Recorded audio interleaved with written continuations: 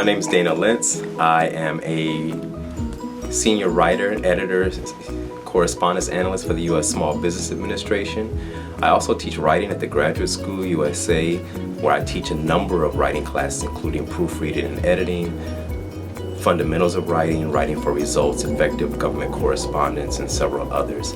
I teach there because it's something that I love doing very much. I'm very passionate about teaching others to be proficient writers. I agreed to edit Muddy High Heels first and foremost because I've known Pamela Elaine practically all my life. We grew up together in the same block in Los Angeles, and kind of reconnected when she came to the East Coast to go to college. And then as we were kind of catching up in conversation, she approached me about being the editor for the book she was working on. And I absolutely was, first of all, I was very honored that she even considered me to do something like that. And then second of all, I was just very humbled by that as well.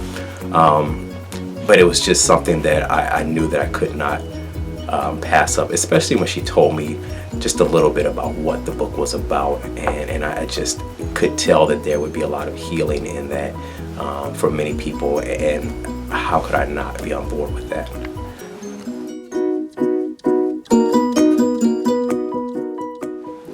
Weeping may endure for a night, but joy comes in the morning. And that's from Psalm 30, verse 5. And I'd like to read, and that's from lesson 8. The root of my depression was my basic belief that I was not good enough. I ate, drank, bathed, and slept in this belief. I wasn't good enough to express what I wanted. I wasn't good enough to ask unapologetically for what I needed. I wasn't good enough to live a life that made me happy. I wasn't good enough to admit how unhappy I really was. I wasn't good enough for my voice to be heard, honored, and validated. I wasn't good enough to hold to my beliefs when others disagreed. I wasn't good enough to be loved by my grandmother the way she seemed to love my sister. I wasn't good enough for my elementary school best friend to believe me over the lies of another classmate.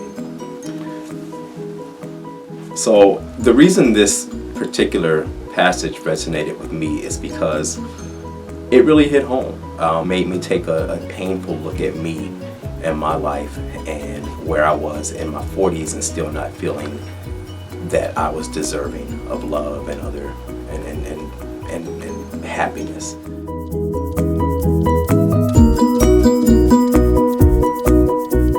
So I told Pamela Elaine several times that even though the book was geared towards moms and women, it really had meaning for men and dads as well.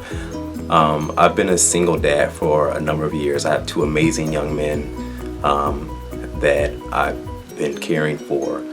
And so when I was reading it, it really just kind of hit home that it's not just something that moms go through. Dads go through it too, especially being a single dad. As far as me not putting my needs first and me not valuing or validating my wants and my needs, and doing what society says, which is you're supposed to sacrifice your needs and wants for your children. As I was reading it, I kind of realized that I've been doing that for a long time, and maybe that's part of why I kind of went through some depression and had some low self-esteem and just some other issues, because I didn't really put my needs first, and I didn't really validate or value my needs and my wants. It was always about the kids. But as I was reading it, I began to rethink that whole notion, and I began to realize that maybe that wasn't healthy, because if my needs aren't being taken care of and my wants, then I can't be a good dad to my boys.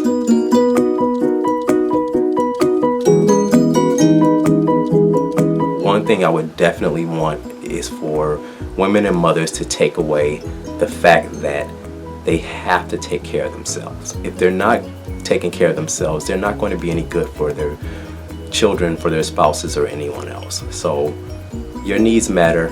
put yourself first, and it's not selfish, and I know it goes against all of the things that society has taught you, but you really do have to take care of you first.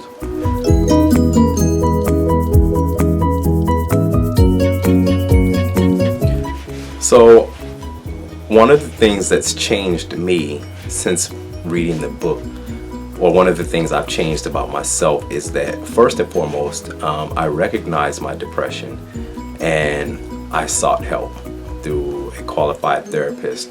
I was depressed about the loss of my mom. I was depressed about my son, my youngest son, whom unfortunately moved a distance from me with his mom, my ex-wife, and it just, I tried to control the situation. I tried to argue. I tried to petition courts, all of that. And I just had to learn to surrender. And it really just, when I was reading the lesson on surrender, it just made me hit home for me that, hey, I can't control this. The only thing I can do is surrender and give it to a higher power. And honestly, the moment I did that, within a week, things changed. And it just, that hit home for me. Oh, another thing that I have changed since reading this book is that I've learned to take compliments. I've never been able to take compliments.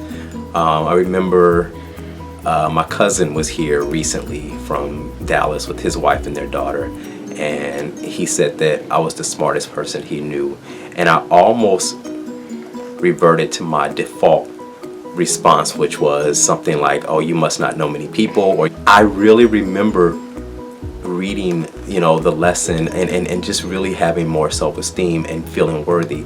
And I had to say thank you.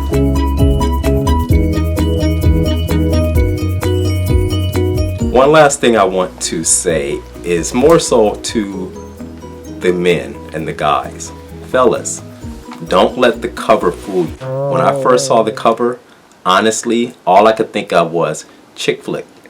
I saw these red high heels, and it was just one of those moments where I thought, okay, it's one of those chick flick kind of books where, the guys won't get anything out of it, and it's just, all about women.